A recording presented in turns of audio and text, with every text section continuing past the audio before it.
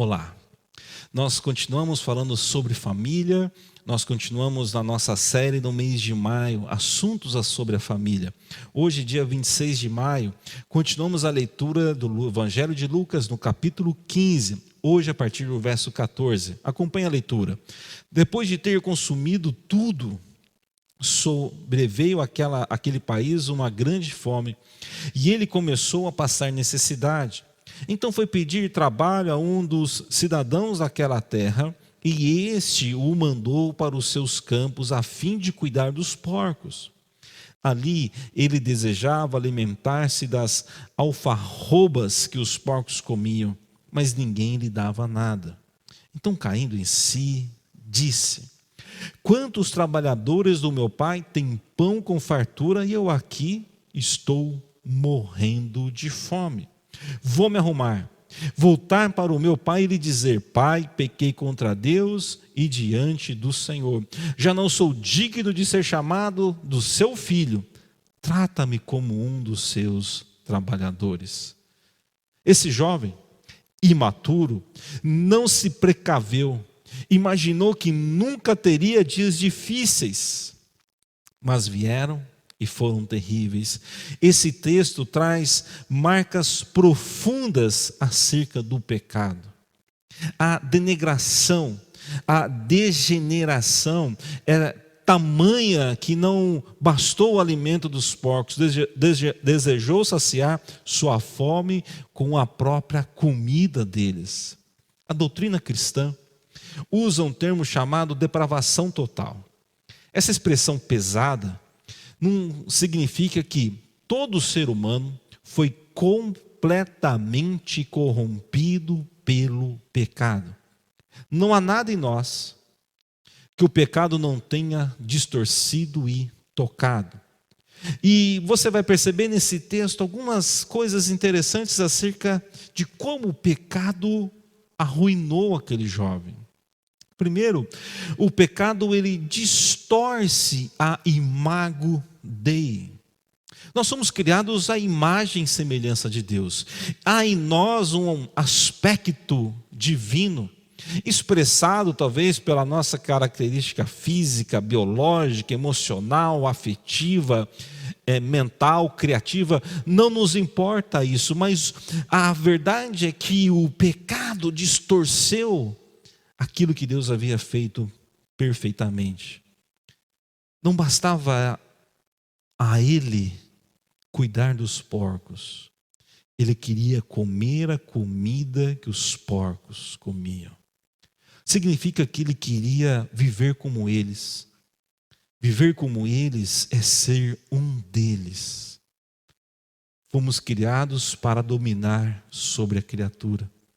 O homem comendo com porcos é distorcer completamente essa imagem. Em segundo lugar, o pecado distorce a sua autoimagem. A visão de si mesmo ficou tão distorcida que ele perdeu a imagem do filho. Sua estima foi tão abalada que ele não era mais digno. Sua vida era tão miserável que os empregados do seu pai eram mais afortunados do que ele. O pecado afetou tanto a sua autovisão que ele se enxergava vivendo entre os porcos. O pecado cobra caro. O preço do pecado é caro. Romanos 6,23 diz a Escritura: pois o salário do pecado é a morte, mas o dom gratuito de Deus é a vida eterna em Cristo Jesus, nosso Senhor. Aplicações sobre esse texto na vida de todos nós aqui. Mas preste atenção, principalmente você, jovem.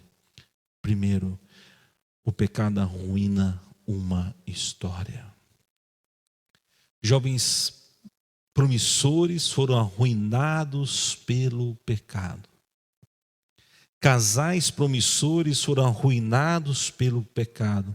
Famílias felizes foram arruinadas pelo pecado.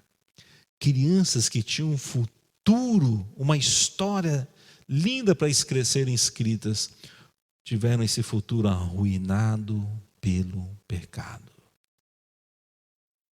O pecado anda de mão dadas com a imaturidade. São parceiros de dança. Lembram que eu falei para vocês que a imaturidade é um ciclo?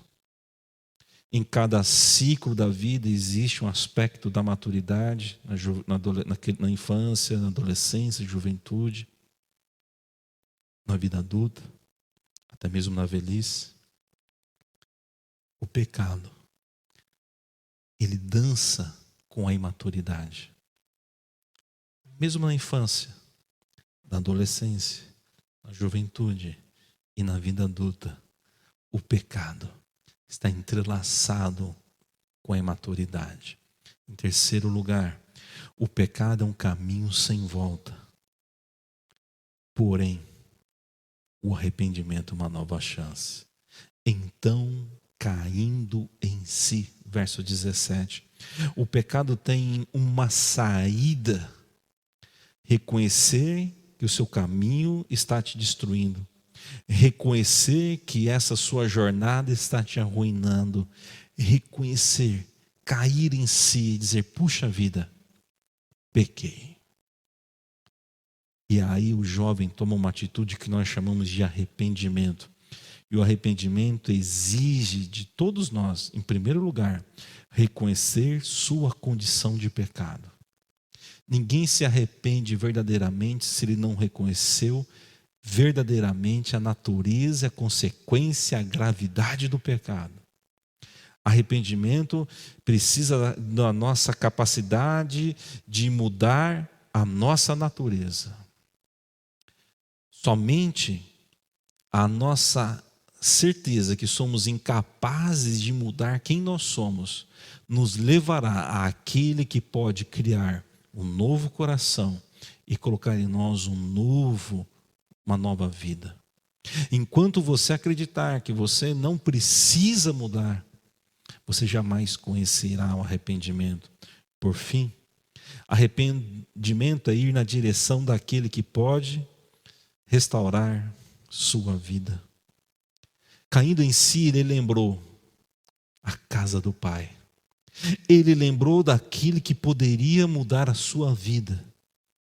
E aqui Jesus está remetendo não a história apenas de uma família, mas a minha e a sua história. Arrependa-se do seu pecado e vá à casa do Pai. Deus te abençoe.